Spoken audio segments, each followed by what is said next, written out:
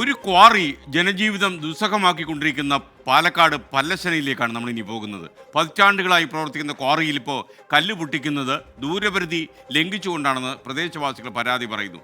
പുതിയ വീടുകൾക്കടക്കം വിള്ളലേൽക്കുന്നത് പതിവായിരിക്കുന്നു. പലരുടെയും തലയിലേക്ക് കല്ലുകൾ വന്ന് വീഴാൻ തുടങ്ങിയിട്ടും ക്വാറിക്ക് അനുമതി കൊടുത്തവർക്ക് യാതൊരു കുലുക്കവുമില്ല. അവർ മൗനവ്രതത്തിലാണ്.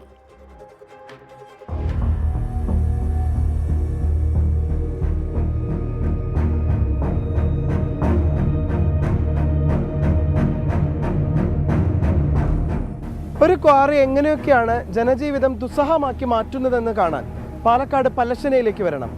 പല കുറി ക്ഷമിച്ച് സഹിച്ചു നിന്ന നാട്ടുകാർ ഇന്ന് ഒറ്റക്കെട്ടായി നിന്ന് ഈ ക്വാറിക്കെതിരെ പോരാടുകയാണ്. ഇപ്പം എൻ്റെ വീട് പണി കഴിഞ്ഞ സമയത്ത് തന്നെ തുടക്കം വിള്ളൽ വരാൻ തുടങ്ങി. അപ്പോൾ ഒരു വീട് പണി കഴിയുമ്പോഴേക്കും തുടക്കത്തിൽ തന്നെ ഇത്രയും വിള്ളൽ പ്രതീക്ഷിക്കില്ലല്ലോ ആരും.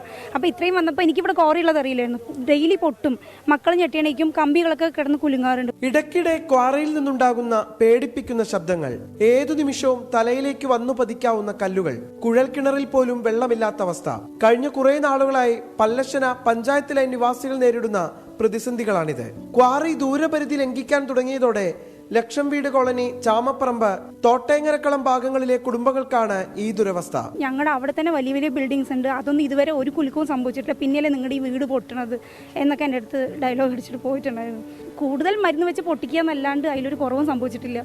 പരാതികൾ മൂടിവെക്കാൻ ക്വാറി അധികൃതർ പണം വാഗ്ദാനം ചെയ്തെന്നാണ് പ്രദേശവാസികളിൽ ചിലർ പറയുന്നത്. തങ്ങൾക്ക് വേണ്ടത് പണമല്ല, ജീവനാണ് എന്നതാണ് ഇവരുടെ മറുപടി. അവര് പൈസ തരാന്നാ പറയുന്നത്. ഞങ്ങൾക്ക് 1 രൂപ അവരുടെ വേണ്ട. 1 രൂപ ഞങ്ങൾക്ക് പൈസ ആയിട്ട് വേണ്ട. ഞങ്ങൾക്ക് ജീവനാണ് വേണത്. അല്ലാണ്ട് അവരുടെ 1 രൂപയായിട്ട് തരാം. പല ആൾക്കാർ, പാർട്ടിക്കാർ, സകലവരും വീട്ടിൽ വരുന്നുണ്ട്. തരേണ്ട പൈസ തരാൻ നിങ്ങൾ എങ്ങനെയെങ്കിലും ഒന്ന് ഒതുങ്ങിയും പറഞ്ഞിട്ട് 1 രൂപ ഞങ്ങൾക്ക് വേണ്ട.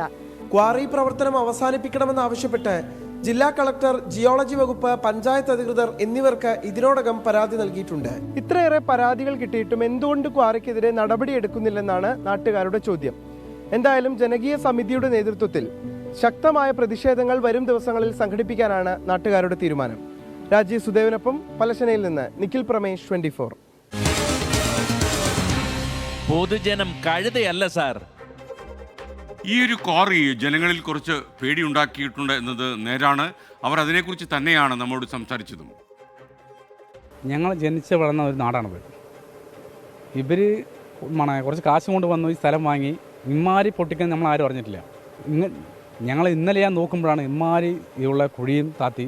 പിന്നെ അവർ പറയുക 1 മണിക്കൂർ പൊട്ടിക്കുള്ളൂ, 2 മണിക്കൂർ പൊട്ടിക്കുള്ളൂ എന്ന് പറയുന്നത്. ചെറിയ കുട്ടികളുണ്ട്, അവരുടെ ജീവൻ ഒരുപാട് ബുദ്ധിമുട്ടുണ്ട്. ഈ നിലയ്ക്ക് പോയി കഴിഞ്ഞാൽ ഞങ്ങൾക്ക് ജീവിക്കാൻ കഴിയില്ല. വീട്ടിൽ ചെറിയ കുട്ടി കളിച്ചുകൊണ്ടിരിക്കുമ്പോഴാണ് കല്ല് വന്ന് വീണ മുറ്റത്ത്. അത്രയും പെട്ടെന്ന് കോരി നിർത്തണം. അത് ഞങ്ങൾക്ക് പറയാനുള്ളൂ. ഇല്ല ഞങ്ങളുടെ വീട് മൊത്തം വീണ്ടും പൊളിഞ്ഞ് നിൽക്കുകയാണ്. കുടിവെള്ളമില്ല. ഈ സ്ഥലം താന്നതിന് ശേഷം ഒരുപാട് ആൾക്കാർക്ക് ദ്രോഹങ്ങളുമുണ്ട്. അവർക്ക് ലൈസൻസ് ഉള്ളത് കൊണ്ട് അവർ പൊട്ടിക്കുന്നു. പക്ഷെ ഞങ്ങൾ പറയുമ്പോൾ അവർ മനസ്സിലാകുന്നില്ല. ഞങ്ങൾക്ക് ജീവൻ വേണം, ഞങ്ങളുടെ കുടുംബങ്ങൾ നിലനിൽക്കണം. താഴെ കിടക്കുന്നത് നിലമടക്കം മുണ്ട് പൊളിഞ്ഞിട്ടുണ്ട്, മതിലും എല്ലാം ഉണ്ട്. കുട്ടി ഉച്ചയ്ക്ക് അവിടെ ഭക്ഷണം കഴിച്ചിരിക്കുമ്പോഴാണ് കല്ല് പൊട്ടിയിട്ട് സീറ്റിൽ കല്ല് വീണിട്ട് അയ്യോ പറഞ്ഞിട്ട് എണിച്ച് വെളിയിലേക്ക് ഓടിക്കൊണ്ട് വന്നത്. ഞങ്ങൾക്ക് ഇരിക്കാൻ പറ്റുന്നില്ല. ഇവിടെ കല്ല് പൊട്ടിക്കൽ നിർത്തലാക്കണം, അത്രേ പറയാനുള്ളൂ. ഇവിടെ കല്ല് വീണിട്ട് ഞങ്ങൾക്ക് കുറേ ആയി. ഒരിക്കൽ ഇതുപോലെ കളക്ടറൊക്കെ കൊടുത്തതാണ്, എന്നിട്ടും ഒന്നും ഇതായില്ല. ഞങ്ങൾക്ക് ക്വാറി ഫുൾ ലൈസൻസും എല്ലാം ഉള്ളതാണ്. അതിൻ്റെ നിലവിലെ പ്രശ്നം പറഞ്ഞാൽ ഈ പൊട്ടിക്കുന്നത് ഒരുപാട് വീടുകളിലേക്ക് കല്ലുകൾ തെറിച്ചുകൊണ്ടിരിക്കുകയാണ്. അതിനൊരു പരിഹാരം മാത്രം, ഞങ്ങളുടെ ജീവനും സ്വത്തിനും മാത്രം സംരക്ഷണം തരണം, അത്ര മാത്രമുള്ളൂ ഞങ്ങളുടെ ആഗ്രഹം. പക്ഷേ ഞങ്ങൾക്ക് ഒന്നും പറയാൻ ആരുമില്ല. ഞങ്ങൾ പറഞ്ഞത് പൊട്ടിച്ചതിന് കുഴപ്പമില്ല, ഞങ്ങൾ പൊട്ടിച്ചത് ആരും എതിർത്തൊന്നുമില്ല. ജീവന് വല്ലതും വന്നു കഴിഞ്ഞാൽ എന്ത് ചെയ്യും?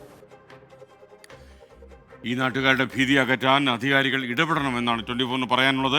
ഷാജി പൊയ്കൽ പറയുന്ന ചാരംമൂട്ടിലെ ഈ ഭക്ഷണ അലമാരയുടെ കാര്യം, അതിനകത്ത് ചെറിയ ഒരു മാറ്റമുണ്ട്. ഞാൻ വായിച്ചതിൽ ശരിക്കും സിനുഖാനുമായി ബന്ധപ്പെടണം എന്ന് പറഞ്ഞത്, ആ ഭക്ഷണശാല ഇപ്പോൾ വളരെ ബുദ്ധിമുട്ടിലാണ് മുന്നോട്ട് പോകുന്നത്. കാര്യം ഭക്ഷണം ഒരുക്കാനുള്ള പണപരമായ പ്രശ്നമായിരിക്കാം.